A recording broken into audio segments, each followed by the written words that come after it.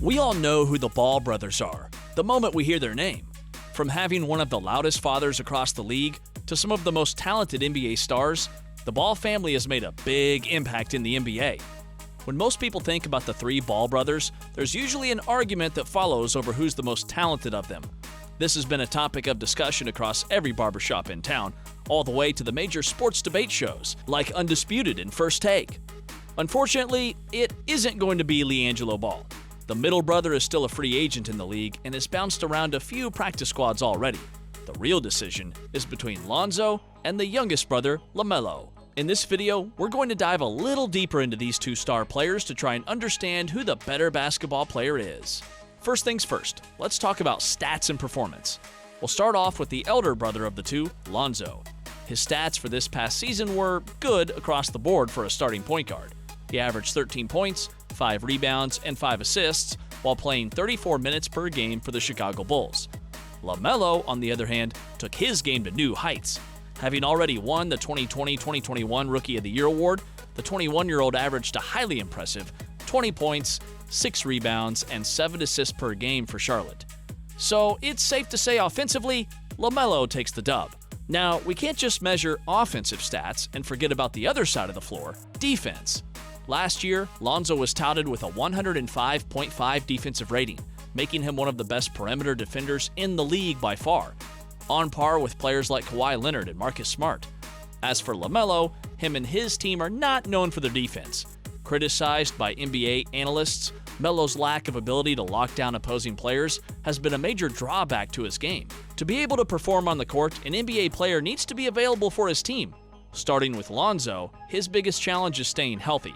Last season, he missed most of the year due to a lingering knee problem, and Bulls fans who watch Derrick Rose know how damaging a major knee injury can be for an NBA player. The Bulls have seen great success when Lonzo's on the court. The team got out to a rocket start last year, and his presence helped the Bulls defensively and allowed DeRozan and LaVine an opportunity to play without the ball.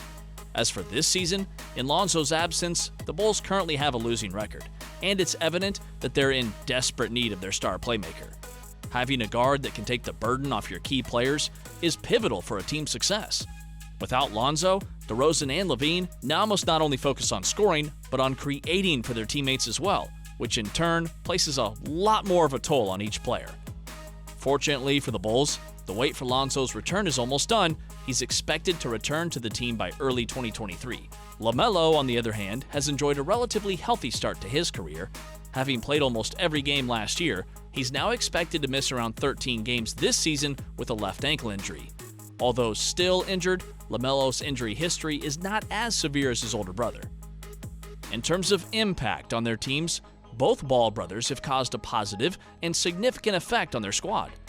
With the LeBron-led LA Lakers, Lonzo didn't have much of a chance to showcase his talents, as the ball was mostly in the hands of LeBron James and distributed by the King. Not much changed when he was traded to the Pelicans, as Zion and Ingram both needed the ball in their hands to be efficient. It was in Chicago where Zoe was able to show everyone his leadership skills and demonstrate how skillful he is as a point guard. He had a transformative impact on the team on both ends of the floor. Lonzo's also beloved by his teammates. He's a great locker room guy and a pass-first player on the court. Just like his brother, LaMelo has the passing gene too. Vision, creativity, and desire in getting his teammates involved. But he takes it a step further. Melo has superstar tendencies written all over him. He isn't nearly as locked down of a defender as Lonzo is, but his scoring and basketball IQ makes up for that. In my opinion, LaMelo has been the better of the two so far. He looks like a true leader and the number one option on a championship team, while Lonzo seems more like a third option on an NBA roster. Good thing for all of us, Lonzo's only 25 and Melo's 21, so there's plenty of time left to settle the debate. Let me know in the comments section below, who do you think is the bigger baller? If you enjoyed this video, please make sure to like and subscribe to the channel.